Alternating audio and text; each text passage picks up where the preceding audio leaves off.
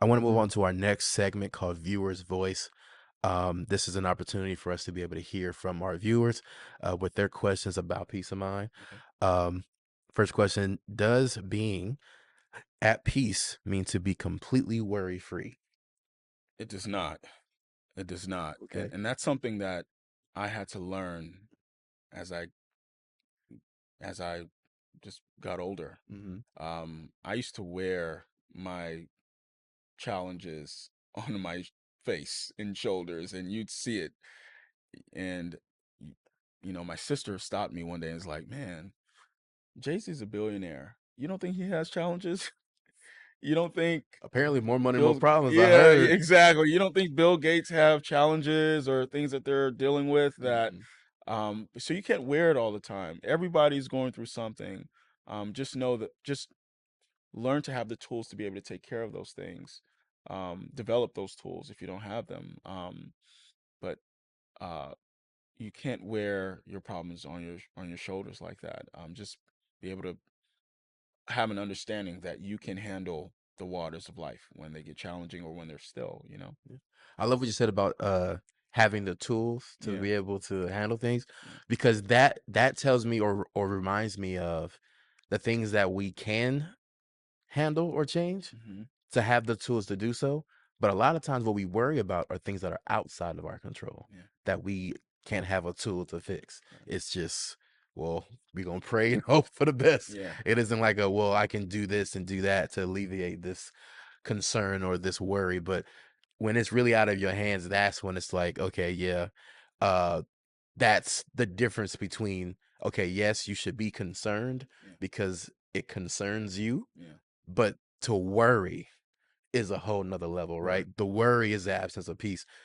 Everybody walks through. If anybody's responsible for anything, they're concerned about it. correct. Because if you're not concerned about it, it's not on your mind. Yeah, And if it's not on your mind, you're not being responsible. correct. So we have to be concerned about things like kids and your job and whatever it might be, Yeah, because that concerning helps you to manage it well. yeah, But to worry about it yeah, is the issue. So we have right. to realize the difference between worrying and concerning, so that when we move forward with it, we're like, okay, I think this is turning into a worry. Yeah, Let me just be concerned and let God do the rest. correct. But that is so hard to do, Yeah, because that goes into trust, which also leads to having faith in Him to do it. So it's kind of like, my wife, she's gotten like 4 jobs in the last 5 years. yeah, And she'll go to the interview, which is something that concerns her. yeah, And then she'll be concerned for it because she wants it. But then whether she gets selected or not is the part where she worries. yeah, And it's like, they're either going to say yes or no. yeah, For you to sit here for the next 3 days, because they said give us to the end of the week, to let you know, yeah, stressing yeah, doesn't help you, doesn't make it better, doesn't help me, yeah, doesn't help nobody. Why not just chill and then get the results, compared to pull your hair out and then get the results? If you had to really choose the logical way, you would choose to not have whatever. But then, as you know, we can't just turn it off sometimes when we're concerned about something, especially if it's something very meaningful to us. It's hard not to worry and just to cast our cares on Him, because we feel like we're responsible. correct. So, with that being said, again, we are responsible. It does concern us, but we have to really know the difference between that worry and that concern, Yeah, right? my therapist said the same thing. I've been in therapy for the last year and a half, Okay, and congratulations, bro. thank you. And I just graduated to as needed. So I was doing weekly sessions, then graduated to biweekly. So Okay. now it's as needed. But she said the same thing. I was applying for a job a year and a half ago, Hmm. and again, worry, right? Am I going to get the job? It's a great opportunity. I really want this job. And she's like, they're either going to say yes or no. Like, you Right. should not worry about it. Are you concerned? Yes, you're an adult, but Hmm. you should not worry about the results. You have put your best foot forward. You've done everything you could do in your part. Just leave it up to the decision makers to do that, and we'll go from there. Yeah, Understand man. that trust that God is going to make the decision from there, and do what's best for you. Yeah, man. I mean, it really is an advantage, Yeah, if we can take advantage of it, yeah, to be able to just rest in Him and know that He's got us, right? So that's so important to be able to know. Um, let's see. Next question. Is it okay to appear peaceful on the outside, but not on the inside? Someone asked. Yes, it's okay, but I do believe you should be actively seeking ways to find peace within. Um, because I think that that challenge inside or that hurdle that you're facing Mhm. could grow. That seed could grow. Um, so you want to be able to find peace. It's okay to put on a smile if you're going somewhere. You don't Right. want to, again, you don't want to wear your problems on your face like I was when I was a teenager or in my early 20s, but you want to be able to at least um, find the peace inside. It's okay to find the peace inside and talk to someone. I found a therapist. I used to have my sister that I could talk to, so find a way to find peace inside, but you don't have to wear it on your shoulders you know, like I used I to. completely agree with that. Yeah, I have nothing to say yeah, because it's like that's exactly right. Because to answer the actual question, yes, it is okay sometimes. Like I'm trying to have kids right now. okay, I know that if I had a rough day at work, come home, I don't want them to see stressed out correct, dad. correct. I want them to see happy to see you, dad, because Yeah, they're happy to see me, right? Or even with my wife, like if I'm not going to take out my frustration on her if I'm frustrated about this, that, or the third in my life. Like there are some times where we do have to put on a face for our loved ones or whatever it might be. But you're exactly right as far as eventually do address that need. yeah, You came home, you smiled, whatever it might be. But while you're having pillow talk with that wife, tell her what's going on. yeah, Don't just keep it inside or push it down, yeah. because later it's gonna come up, It's always gonna come out and it's gonna come up random and out of nowhere. in the And unhealthiest manner. right, and it's Yeah, like yeah, this seemed like that shouldn't have tipped you off that yeah. much. This must have been a build up, I right? am guilty, man. I am Right? guilty. You talking to me right now? Or like that must have been a couple weeks of anger. I don't Absolutely. think me just stubbing your toe right now Yeah, made you go that off. yeah, But it was yeah. that built up frustration because we Absolutely. don't talk about it. And I'm glad that you mentioned therapy because having somebody to talk to is so important. Yeah. And being real and transparent is scary. Very scary. It's also a place of vulnerability that puts us in a place of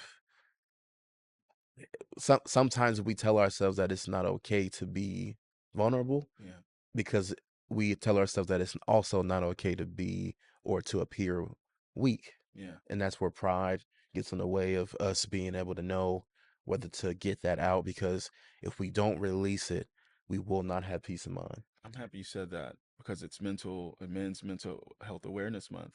You lying. And no, it is. Really? Yeah, it is. And I this month for the first time I've seen people actively having that conversation about kind of reverse engineering how we think Okay. about the issues that we're having, not holding on to things, talking to someone about it.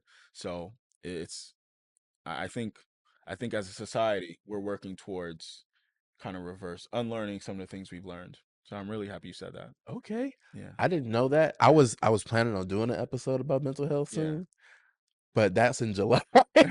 So I'm like, dang, are you serious? Like I could have did that in June.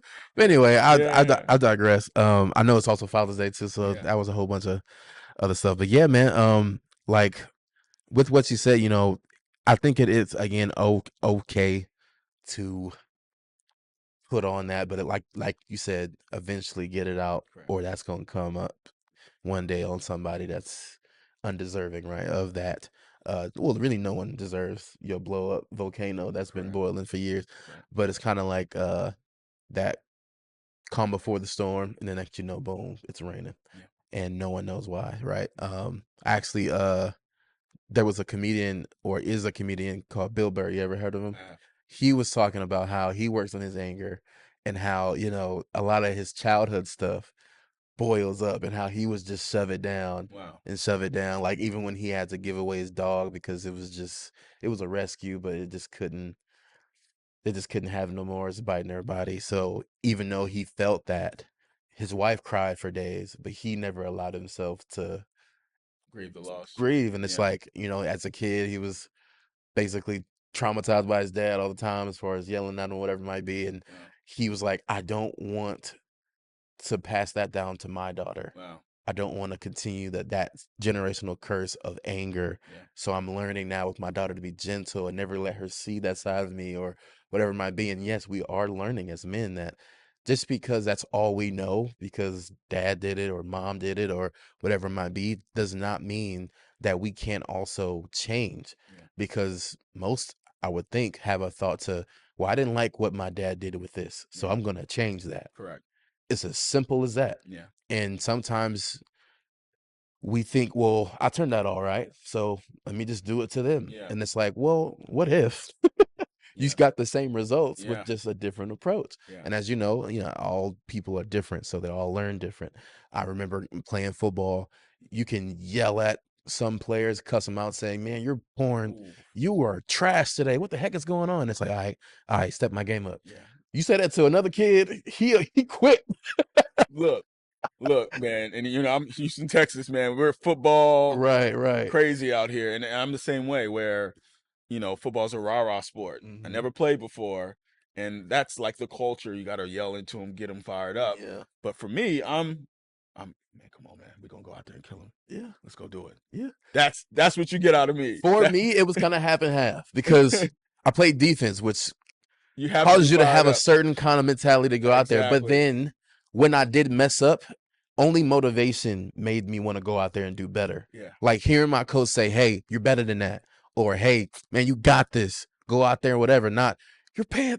What? Yeah, You know what I'm all saying? types of vulgarities. Yeah, Now I'm overthinking on the field and yeah. questioning myself, and it's like I did respond better with motivational speak more so than someone tearing me a new one to Yeah. motivate me to be better. Correct. So Yeah. everybody learns Everyone's differently, and different, man. having the wherewithal to know that Yeah. by knowing the person that you're teaching or that you're around or that you're married to or in a relationship with or even friends with is so important to be able to aware, like, that person reacts to this person has thicker skin than that person. Right. This person will be more real with me than this person. More so when I need somebody to put some sugar on it and be nice, I'll come to you. Yeah. When I need somebody to say, look, you tripping, I'll come to you. You know what I'm saying? Yeah. To have that wherewithal to know the difference between people so that you can understand that's the dynamic of that relationship. Yeah. And that takes awareness. And sometimes we don't always have that awareness and we just Correct. continue the cycle because that's all we know.